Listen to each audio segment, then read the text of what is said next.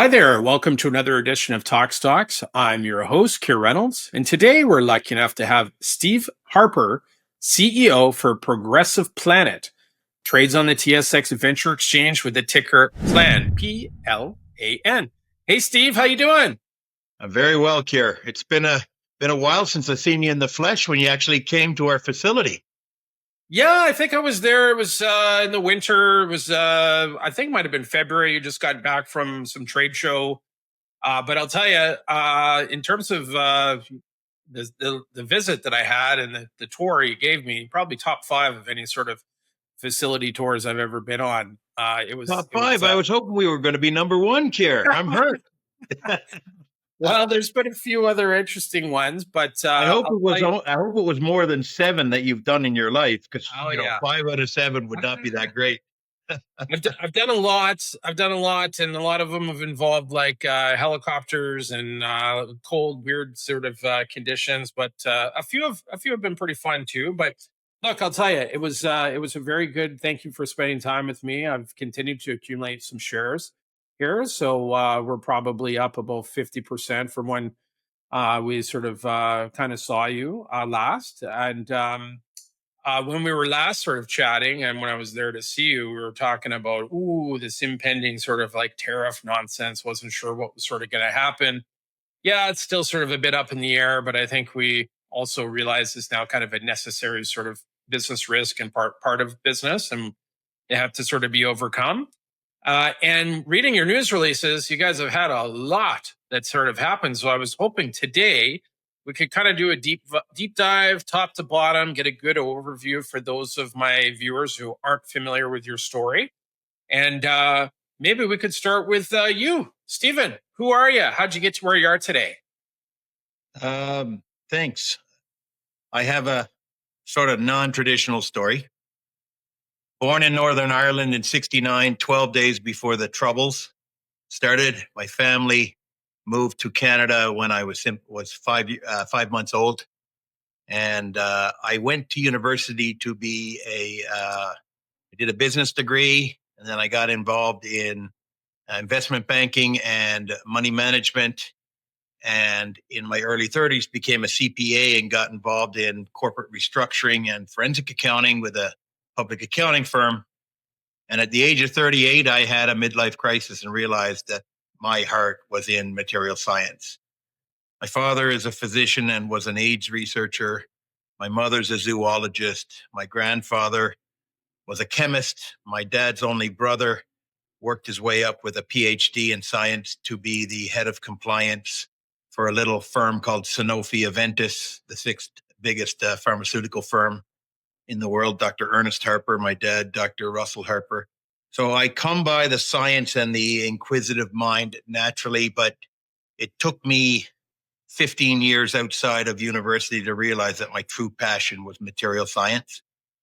And I quit my career, a very good career, downtown Vancouver, and I started over. And that segued into Progressive Planet and where we are today. And I've never been happier. And I'm a big advocate of going to work every day where you love what you do. And most people can tell when I talk about what we do that I'm very passionate. So that's a Coles Notes version of who I am. It does give me a lot of sense of self-worth to know that our company is producing products for a healthy planet, and but you still have to make money. Otherwise, it's charity. So we happen to make a bunch of products that people like to use that are chemical free. A lot of organic certified input products we make for customers, feed additives, etc., animal health products. And of course, we're segueing into new materials. Geothermal grout is our latest that we've commercialized, and it's growing rapidly. And of course, PozGlass, the pilot plant, is under construction as we speak. I just went out and witnessed a cement pour that was done 2 hours ago and got some pictures, and I get really excited when we're building things. Hey, awesome. Well, I'll tell you, one of the things that stood out for me from our site tour is just the team culture that you've got. You guys seem like you actually enjoyed each other as a company. There was a lot of fun that was being had. and but also that you guys are working towards sort of a common goal. So, anyways, excellent. Sort of that's what I could tell. Great team culture, and really sort of rubbed off on me in terms of going, that's something to take note of. I got to have good team chemistry to have a well-run company. So there you go. While I sort of segue into that, what let's give viewers the elevator pitch. What's you've kind of touched on a little bit of it, but what's Progressive Planet? So we are a company that ultimately our goal is to generate cash flow from producing products today, putting some of that cash flow back into the balance sheet to enhance or to grow our shareholder equity. If you grow your shareholder equity on the balance sheet, your share price will look after itself. It's a very, very difficult slog to constantly promote if you do not have the substance behind you, if you're not profitable, if you're not growing. So really what we do is relatively simple. We have a series of materials, and I refer to them as silicates. So we deal with diatomaceous earth. We make products from diatomaceous earth, bentonite clay, zeolite, and post-consumer glass. The first three that I talked about are aluminosilicates, and glass is a sodium silicate. And all of these are a form of silica that is not crystalline, is not a silica that causes silicosis. They are what we refer to as amorphous silicates. And so, in essence, what we are doing is making everyday products, including cat litter, etc., from these silicates. And we have four categories. Those include animal health, which would be animal feed additives, animal bedding additives. We have a patented product called activated barn fresh, which neutralizes ammonia, the formation of ammonia in chicken broiler houses. That's patented in the US until 2033, and we sell millions of dollars of that every year. And we also have a category, industrial absorbents. So, and then finally, our newest category is geothermal grout. And our goal is very simple: sell things for more than they cost to make, and take some of that margin and reinvest into future products to create future cash flow, but maintain enough to grow shareholder equity on the balance sheet today. And it's really that simple. So are you like a manufacturer of your own products, or do you use sort of like third-party manufacturing? We're fully integrated. We have our own quarries. We extract, truck, dry, crush, screen, package, and ship all ourselves, our own products. Very, very minimal amount of third-party products that we do not own ourselves. Um, the White Lake Earth product that we have resumed selling comes from a mine in Eastern Oregon that is owned by Ash Grove, which is the U.S. division of the second biggest cement company in the first world, CRH, out of Ireland. But otherwise, we extract from our own quarries, and we're fully vertically integrated, shipping over 2 million packages a year, produced in Kamloops, to every state in the continental US and every province and territory of Canada. Wow, that's pretty phenomenal. So, for those of my viewers that don't get to get in their car like I did and come visit you in Kamloops and have a great site tour, could you talk a little bit about the facilities you have in Kamloops and your manufacturing capability? What do you have there? Certainly, we have about 6 acres of industrial land in the Mount Paul Industrial Park. We've been here since 1989. Progressive Planet bought our flagship operating company, which is now called Progressive Planet Products. It's a wholly owned division of our parent, Progressive Planet Solutions, which our stock symbol is PLAN. It used to be called Absorbent Products. On this 6 acres, we have property, plant, and equipment. The Mount Paul Industrial Park is owned by the Tecumseh First Nation, and they are our landlord. We have 30-year, most of our leases expire in 2055, and they are an excellent landlord, and we've been here since '89. On this set of properties, we transport industrial minerals that we mine, bentonite clay in Princeton and zeolite in Princeton, and diatomaceous earth in Red Lake. It's about 60 kilometers away. The Princeton mines are just over 210 kilometers away. So we have a little bit more in the way of transportation and fuel costs for these products. From the Princeton bentonite, we make the cat litter that we sell in all the Costco's in BC under the Wondercat brand. And we make private label cat litter and sell it all throughout Western Canada to most of the big box retailers. And our Red Lake Earth, which is mined in Red Lake, that makes our animal health products. It makes our industrial absorbents. And that's a much lighter product. We ship that. We profitably sell that in Southern California, in Texas, in Arizona, in Florida, and so on. And very much a component of your profitability as an industrial mineral processor is how you deal with the logistics and shipping. And so it's very our business and who we sell to and what we sell to them is a function of the weight of the product. And so we do a very robust business in bentonite clay in Western Canada. We do a robust business throughout all of North America on our diatomaceous earth. And I got quite an education when I was there. You kind of educated me on, cat litter is not cat litter. There's types of cat litter. There's different features of cat litter, and you've actually got a pretty cool lab there where you do a bunch of testing, which I got a real kick out of. So there's a lot of science behind it. Never again will I look at a bag of cat litter the same. And every time I go to Costco and whizzing down that aisle getting dog treats, I see the cat litter and I see the Wonder Cat. So I think of you in that site tour.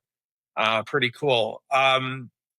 So in terms of in terms of these suite of products that you're vertically integrated on, how many individual products are you actually sort of selling? I noticed you had a ton of labels when I was there.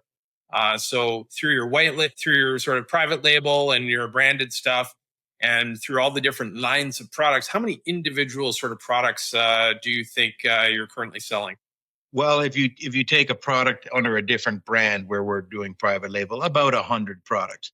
But I'd like to go back to something you commented on the cat litter and just talk a little further. Sure. Lightweight cat litter. We have been making traditional non-clumping cat litter that is lightweight, and we've been making clumping cat litter that is not lightweight. So on the one hand, we have this very light diatomaceous earth, and it is phenomenal for eliminating the smell of urine, uric acid, ammonia, etc. But we've never been able to make it clump. And it's lightweight, but it doesn't clump. And the people want lightweight and clumping.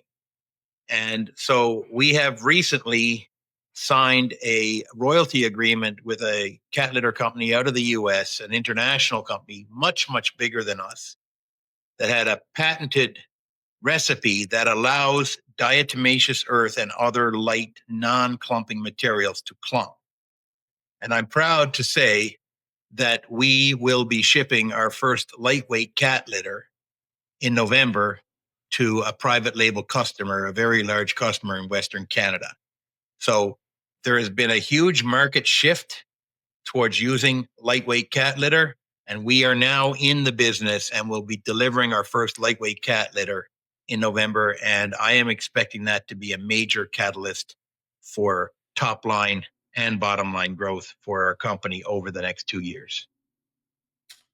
Well, hey, that's excellent. And again, that was some of the education. I'm not a cat guy. We're a dog family, but obviously a necessary part of being an owner of that. And with that product, I guess it also translates to some degree to sort of the chicken, I guess the industrial sort of, maybe you could go through that product a little bit, what you do for kind of the broiler chicken. And again, that's a pretty sizable business when we were speaking. It is a multi-million-dollar segment of our business. And the patent is on a product called activated barn fresh. And because it's patented, the recipe is well known. We have a patent on it until November of 2033. And activated barn fresh Our red lake diatomaceous earth has some properties where it mitigates the smell and the formation of ammonia. And ammonia is a base. So if you remember high school chemistry, you got an acid, you got a base. You put them together and you neutralize. So citric acid, we buy food grade citric acid out of China, and we combine that with the red lake diatomaceous earth. And that combination, nobody else is allowed to create that combination and sell it commercially in the US. And that is where our market is. So in Canada, when you have a broiler house bird, a chicken, the chick from the day you place it on the floor till the day it's harvested is roughly 8 weeks. So you turn your flock 6.5, 6/8 or 48, and then you got 4 weeks left in your year. And so you have 6.5 turns. Each time you harvest your flock, the CFIA in Canada requires you to clean your bedding, remove it, and place clean bedding on a sanitized floor. There is no such regulation in the US. So you can accumulate animal bedding for 5 years. You can have 18 inches of animal bedding. It's a very different market. And so we created the product, Activated Barn Fresh, to neutralize ammonia in aged bedding. And over 100 million chickens a year walk on bedding that has a topical application of Activated Barn Fresh. Now, when you grow broiler house birds and it is not an organic setting, you can actually spray sulfuric acid or sodium bisulfonate, which is a derivative of, but it is so intense that you can't put the chicks on that bedding for a week. So in the case of Activated Barn Fresh, the chicks can actually eat the citric acid. And so it is a specialty product designed for organic broiler houses in the States. And the chicken business, there's more and more chickens eaten every single year. So it is a great business for us. We enjoy very healthy margins, but we've recently started to see tremendous growth in a retail version of that. So we package Activated Barn Fresh for the backyard chicken enthusiast or the backyard chicken farmer, and we call that Fresh Coop Dust Bath. So this product sells, and we're seeing rapid growth of sales of that on Amazon in the US. We do not do B2C. We only do B2B. We don't even like selling a pallet to someone. We want to sell you 26 pallets. We want to sell you a full 53-foot van on a tractor trailer. And on average, we have about 7 of those trailers leaving our plant every day full of product. Now, if you're doing B2C, we actually did do B2C direct fulfillment in our plant when we bought the business, when my company, Progressive Planet, bought Absorbent Products in February of 2022. And when I say my company, of course, we're public. I referencing that as a CEO, and I'm possessive and very proud of it, but it's not my company. It's our company. To all the shareholders who will reprimand me for referring to it as my company, our company. So when we bought the business, we did B2C, and it was very unprofitable because we were not a fulfillment center. So we stopped doing that. And just less than a year ago, we found a company in the US that had 7 distribution centers throughout the continental US. And they buy full truckloads of product from us, distribute it within their distribution centers, and then do direct to consumer fulfillment, selling only on Amazon. And it's a robust, rapidly growing business. It allows us to sell direct to consumer via a middle party that specializes in this business. And that we've seen exceptional growth. Our number one selling product on Amazon is our Fresh Coop Dust Bath, which is the retail version or the consumer version of the industrial product Activated Barn Fresh. That was a long diatribe about Activated Barn Fresh, but it's a real big part of our business. Well, that's great. And just for those of you those of the viewers that are watching, could you give a little bit of a percentage breakdown of your? I guess you've got sort of 4 or 5 different kind of product categories, and So currently today, what kind of percentage breakdown are each of those?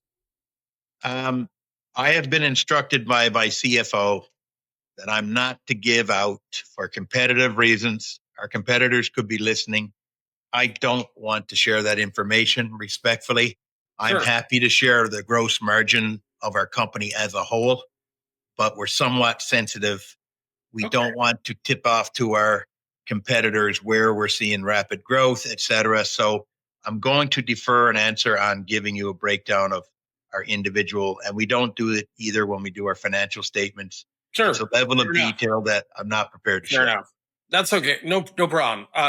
Well, then let's get into the gross margin. What's sort of the average gross margin across the board for you? So in Q1, we saw 38.5. That was our bet. That was, we actually had one quarter, I believe we did 38.6, but not with the same volume. When we bought the business in February of 2022, I believe there was more value put on revenue than margin previously. And any management team has a right to its own strategy. For me, it's not what you sell, it's what you keep, because it's only what you keep is what you can share with your shareholders. So we put a real strong focus on doing high margin business versus business at any cost.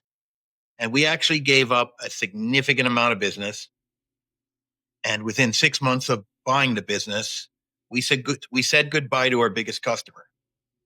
The margins were not there, and we had to gain back all of that revenue from saying goodbye to our biggest customer.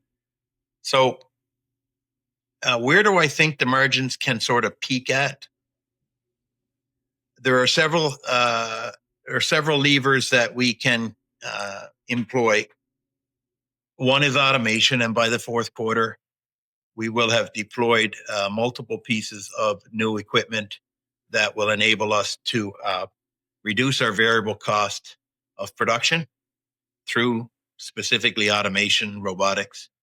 And then concurrently, we've now stopped hedging US dollar sales. We have very few costs in US dollars. We no longer have any US based salespeople. And we were losing several points of margin on a hedge. And so we've stopped hedging. And so as a result of, and then the third lever is that if we can increase sales, we do not need to increase our fixed costs. We don't need a co-CEO. We don't need a co-president. We don't need a co-CTO. We don't need more rental space to grow our business. So we have extensive excess capacity. Most weekends we do not run our plant, so we're 24/5. Some weekends we do, and our evening and graveyard shifts are not fully populated with the same number of people as our day shift.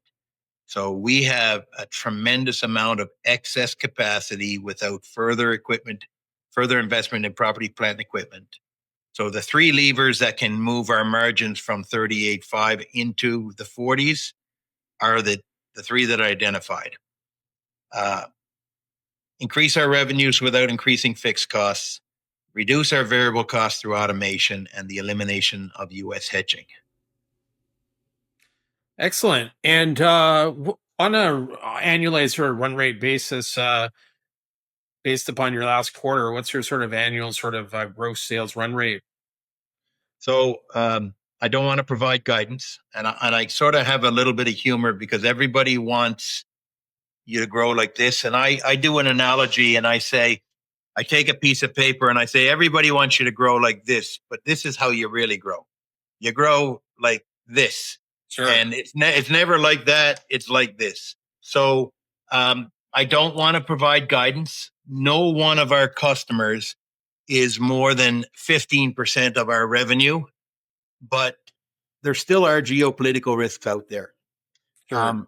We do the majority of our business in the U.S., and so I'm averse to providing guidance That's in all a right. time of geopolitical risk and in a time of rapid growth. But I do believe that we are in a 5-year growth cycle. We've got some new brands that we're going to talk about in the near future, and we are now just beginning to sell lightweight cat litter. If you look at some of the other publicly traded litter companies in the U.S. and you read their annual reports or their letters to stakeholders, they talk about how much their business has grown based on getting heavily into lightweight cat litter. So we're in a growth phase, but I don't want to provide an annual run rate. Sure. Uh, what was the last 12 months sort of look like? What were your annual sort of the last annual? What was your full year? So I think it would be roughly 22 million. You're sort of putting me on the spot. That's all right. We Okay. were we were What was 5.9 in Q1 versus I think 4.6. So we were 1.3. We were 1.3 million, and I think we did just shy it. We did 19.6 and 1.3. So we're well above 20 million run on trailing 12, and I do think we'll exceed 20 million for this fiscal year, but I'm not prepared to say more than that. sure? And if you were running at full capacity, and so what do you think you could do in terms of sales?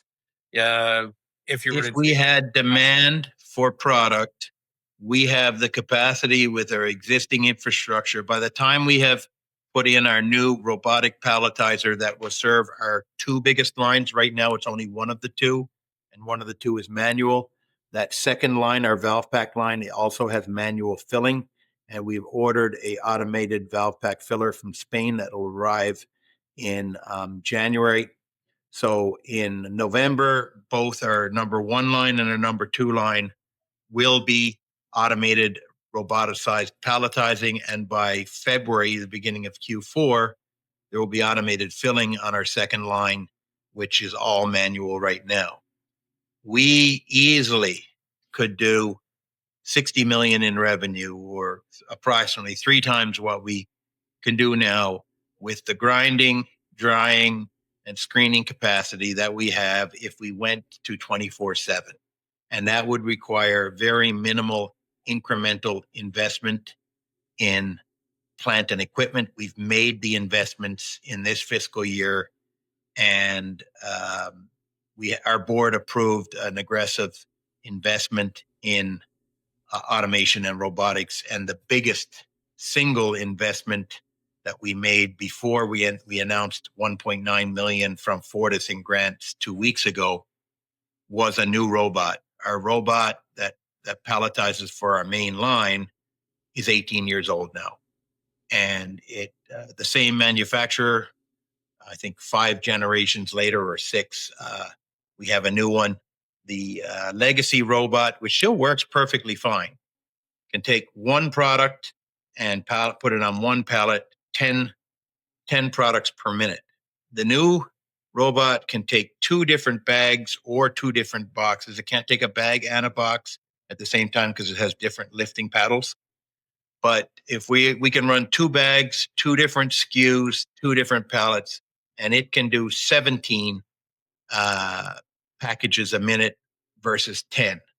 So by having 2 different SKUs, we can run both of our largest lines that produce 80 to 85% of our production come from our 2 biggest lines. They will both be fully automated palletizing or robotic palletizing. And so we could easily do 3 times the revenue of the last trailing 12 months with the plant that we have running 24/7 and 3 full shifts. thank you for that. You mentioned there's a little bit, there's still continued geopolitical risk. And when I was last there to talk to you, it was before there was any there was a lot of speculation on what would happen with tariffs, and in the U.S. and Canada's sort of take on the whole thing. Do you want to comment at all on sort of what you've currently sort of got? How it's been to be a Canadian company that sells a lot of product into the U.S. Anything you want to say to the investors? Sure. So I like to take the emotion out of. I don't discuss politics. It's not my job. My job is to generate a return for our shareholders and be a good corporate citizen. And that's what I'll focus on. But I can discuss general trends. And there has been a general trend, and it's been quite a seismic shift from globalism to nationalism. There has been a seismic shift in the desire of countries to produce what they buy. And the biggest market that we serve right now is the US market. And we want to maintain and grow that business. So we are very keen to, at some point in our future, um, either purchase an existing business or grow a business where we are extracting, processing, and selling products that are amorphous silica in nature. It's a stick to our knitting, made in the USA, sold in the USA. We have a secondary desire to expand into Europe, and we constantly evaluate opportunities that are accretive to our shareholders. And as we are generating cash flow, it's been 3.5 years since the acquisition of our flagship business, Absorbent Products, which is now Progressive Planet Products. And our team is excited to start looking at new opportunities. Well, I think that's a great way to sort of answer the question. Thank you. I appreciate that. Let's turn our attention to cap structure. How many shares are outstanding on the company?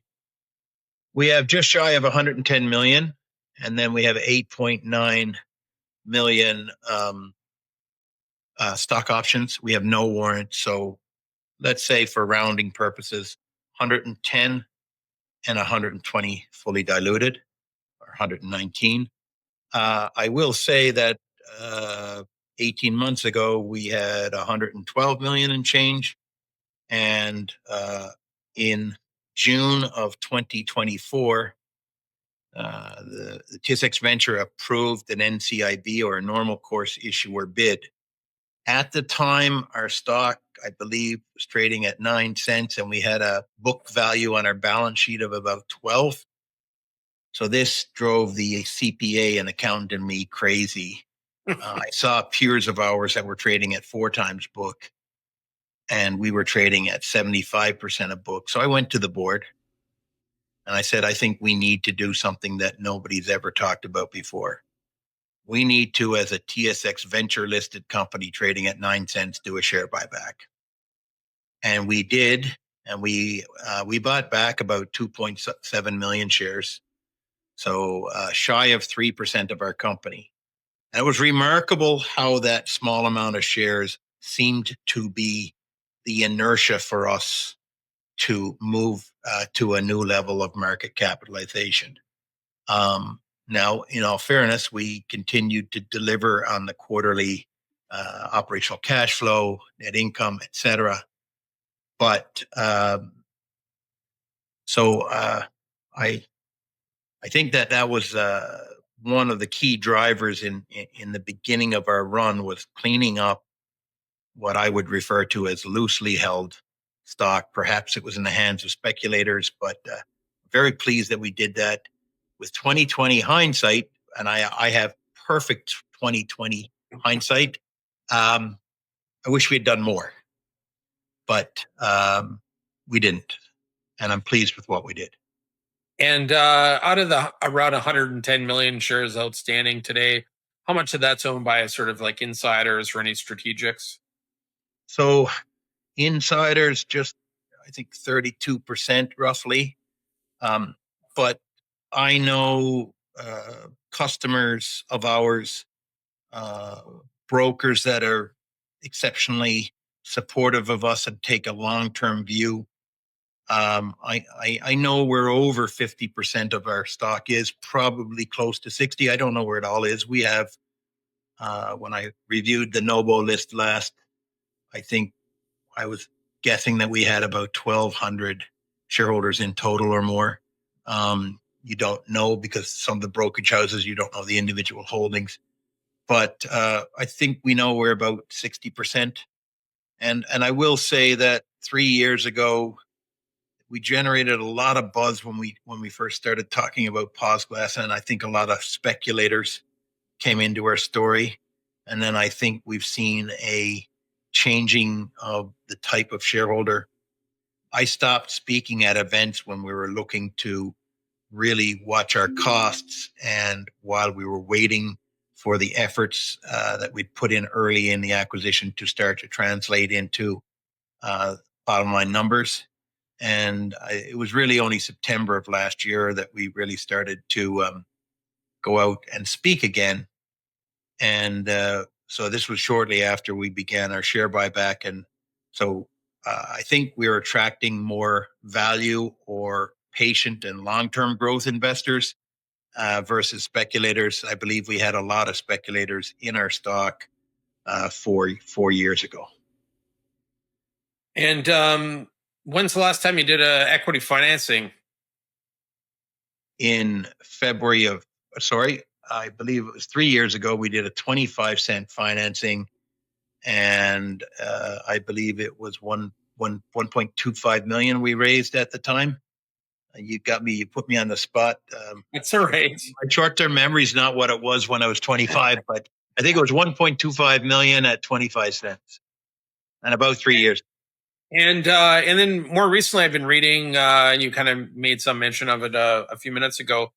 You guys have been able to get some other forms of financing, other forms of funding that have come in here recently. Would you mind sort of going through that? Certainly.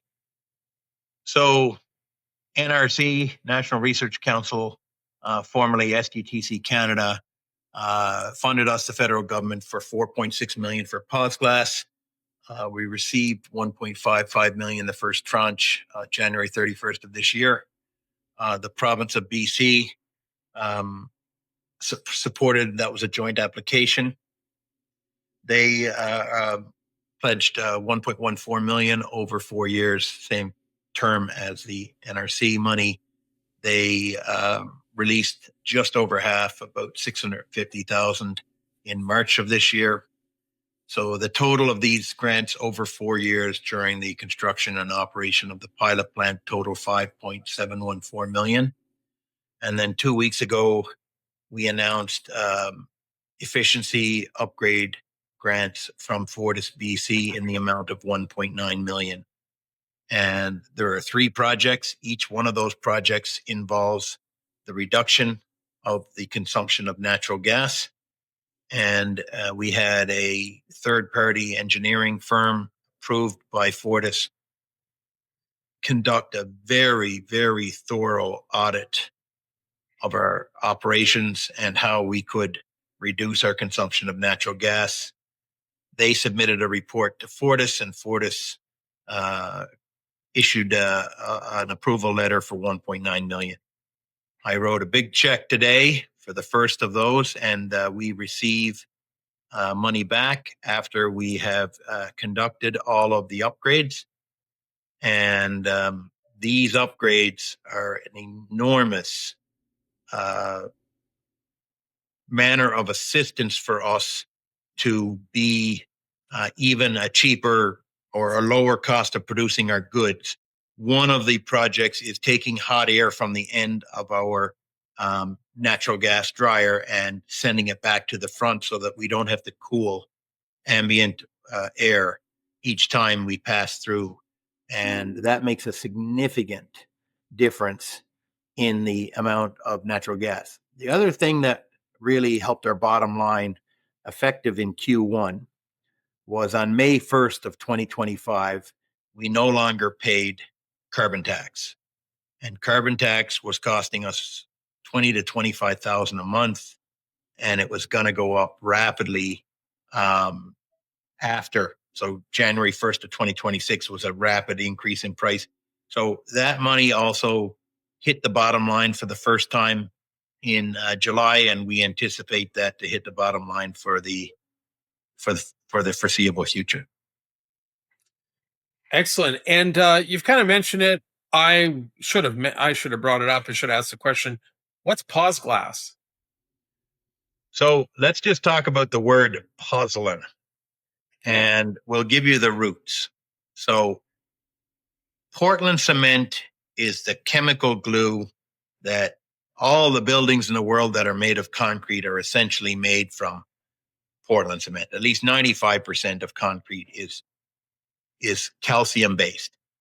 So limestone is the building block. You heat it up, and when you heat it up to 900 degrees, limestone does a phase change where about half of its weight goes up in CO2 and it converts to something called calcium oxide. That is the building block of Portland cement. The Romans figured out that if they scraped volcanic ash off the mountainsides and hillsides and they blended it, they would make a concrete called Roman concrete. And by adding this form of amorphous silica, and you heard me say the word amorphous silica, everything we work with in our company is some form of amorphous silica. By combining amorphous silica with cooked lime or cooked limestone, which is calcium oxide, they figured out that concrete can last for hundreds, if not thousands of years. And we got two wonderful examples. One is the Colosseum, and the other one is the Pantheon. And I personally walked inside the Pantheon 2 summers ago, and the concrete looks like it was poured that year. There's not a crack in it, and it's 950 years old. And there is no rebar. There is no reinforcement, no skeleton inside. And that is a testament to the strength of Roman concrete. So, pardon me. So the word pozzolan comes from the town of Pozzula, which is where the Romans first scraped volcanic ash and blended it to make Roman concrete. So the word PozGlass comes from the town Pozzula, and then in English we classify these types of alternative cementing materials that are made from silica as pozzolans from the town of Pozzula. PozGlass is a ground glass pozzolan. Glass is not a natural material. It's not a volcanic ash, but it is a form of amorphous silica that is made by melting beach sand or quartz rapidly and cooling it. And so we call PozGlass that because it is ground glass pozzolan, and that is where the name comes from. Ground glass pozzolan has been approved to replace 20% of Portland since November 2020 in the USA, in Canada, and in Europe. In Europe, through the International Standards Organization, or ISO. In the US, through ASTM, or the American Society of Tests and Metrics. And in Canada, through the CSA, or the Canadian Standards Association. What we are doing different is that we grind our glass underwater. And when we grind the glass into a very fine powder, fine like icing sugar, it releases a chemical, a sodium chemical, and this makes it much, much stronger. So all of our patents throughout the world, our patent pending applications, are for wet grinding of glass. And we have a favorable opinion from the International Patent Office as to the novelty of the 46 claims in our patents surrounding the wet grinding of glass. So there's a Coles Notes version of what PozGlass is, why it is called what it is, and why it is better than traditional glass pozzolan. And so that will be combined into traditional cement then? Yes, we've successfully blended it up to 50%. We had one of the biggest cement companies in the world replace 50% of Portland cement with PozGlass, and at 28 days, the compressive strength of the 50-50 blend was stronger than the control group of 100% Portland. And so what's the TAM, what's the total addressable market for a product like that for you guys? Several $billion for Poslands. It's in our investor deck, and I'll just the addressable market is, there are two components. If you simply replace other supplementary cementing materials such as fly ash or steel slag that are the current market, it's several $billion. It's a much bigger market if you start to replace more than 20% in a blend, if you go to 30, 40, or 50. And I'll just talk about how big the market is for Portland and how rapidly it's growing as a factor of very harsh weather events. So in the last 10 years, we've seen significant increase in wildfire and in category 5 hurricanes. We watched essentially the country of the Bahamas get decimated. We've seen huge parts of California get decimated. And for simple commercial reasons, many insurance companies now will not insure stick frame construction houses in California because they burn down. If you have a wooden truss roof on a house in Florida, you've got a $50,000 deductible on your home insurance because that's what it costs to replace a roof when it blows off in a hurricane. So in 2011, there were roughly 62 million tons of Portland cement consumed in continental USA. In 2021, there were 91 million tons. So 62 million to 91 million in one decade. So it's a multi-billion-dollar market for cement and a multi-billion-dollar market for alternative cements, and the entire market is growing. But at the same time, every big international cement company, they all have stated goals of going to net zero in their emissions by 2050. The problem with that statement is that when you make Portland cement, you have 44% of the weight of that product that you start with off gases as CO2. When limestone is converted to Portland cement, it loses 44% of its weight from calcium carbonate or CaCO3 to CO2. So they have to, the industry is moving more and more to alternative cements. So the addressable market is getting bigger every year. It is multi-billions, and the trend is our friend for the increased consumption of cement glues as a whole. And so you're just getting a pilot plant sort of set up. You'll be producing that PozGlass material, and then the end line goal would be another B2B sort of product. Our goal is to ultimately put PozGlass plants at cement kilns. So we actually take CO2. I didn't get into this part of the process. We bubble CO2 through the wastewater that we generate when we grind the glass. And we form a chemical compound called sodium carbonate. You might know its cousin, sodium bicarbonate or baking soda. You probably have one in your fridge or or in your pantry, or both. So sodium carbonate is a dissolved solid. And if we take a waste stream from the oil sands called calcium chloride, and we spray tens of millions of liters of calcium chloride on dirt roads throughout Western Canada to keep the dust down. And so calcium chloride is a very cheap, if we add calcium chloride, a very cheap chemical byproduct of the oil sands, to sodium carbonate, where we capture CO2 from our flue gas and dissolve it in our wastewater, we actually make limestone again. And I'm not sure if the last time you were here, if we instantly made limestone, two clear liquids, and we pour them together and it just forms, it looks like a yogurt. The next time you're here, bring your video camera and we will show you a permanent. And it is that technology that won us a national award last week, PozGlass. This little company from Kamloops called Progressive Planet beat one of the biggest oil companies in the world, Petronas. You might see their stickers on the Mercedes Formula One. One of the biggest chemical companies in the world, BASF. Okay. We beat Petronas, BASF, and a huge French company called Savante. We were one of 7 finalists for Carbon Capture, Utilization, and Storage Technology of the Year for Canada. And this little group of 60 dedicated, driven people beat 3 big multinationals and won that award in Edmonton last week. So I'm very proud of that. Congratulations on that. Thank you.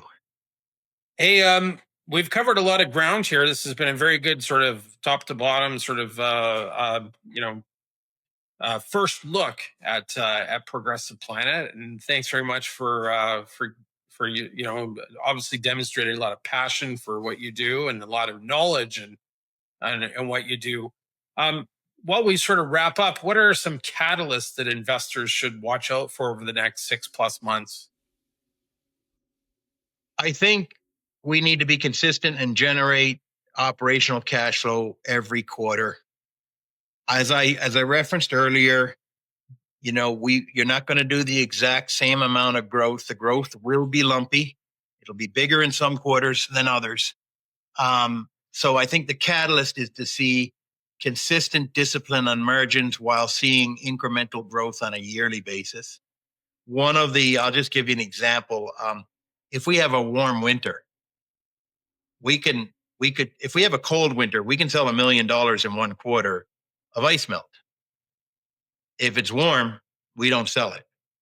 So there are some things that affect our sales that are beyond our control. But I think the catalysts for the investor is to see a consistent discipline in fixed costs and to deliver that every quarter, to see us introduce new product categories.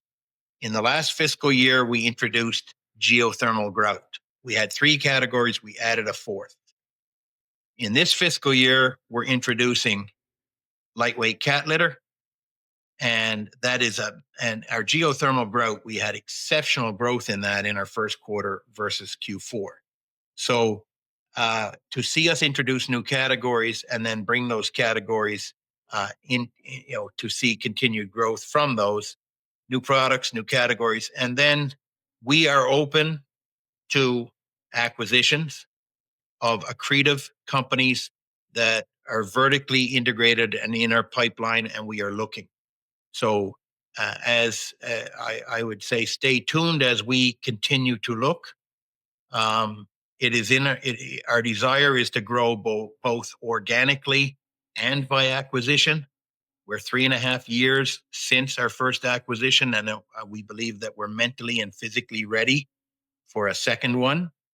And so we are looking. So that would be another catalyst for us. And then we have a shareholder update that's sitting with the federal government and provincial government granting agencies for sign off that we'll release in the next 2 weeks, which will be a very detailed update on the progression of phase 1 and 2 of the PozGlass plant. So I think people will be interested to see that as well. Hey, excellent. Well, Stephen, I really appreciate your time. Are there any final comments or anything that I haven't covered that you'd like to say? I'd love for you to come out. I think it was February the last time. You won't recognize this place. A lot of change.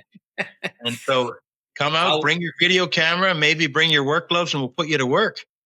Hey, there you go. I could always, I'm sure if you talk to my wife, she'd love to put me to work. I don't do enough around here, so yeah, I'll take you up on that. I definitely would look forward to coming out and seeing what you have going on. And Stephen, I really appreciate your time to sort of sit down. This has been a first look at Progressive Planet. Trades on the TSX Venture Exchange with a ticker PLAN, plan. And I look forward to catching up with you in a few weeks, and we can do more of a page flip. So we can show some visual sort of items as well. But I think this has been a great first look. Thank you for your time. Thank you very much, Keir.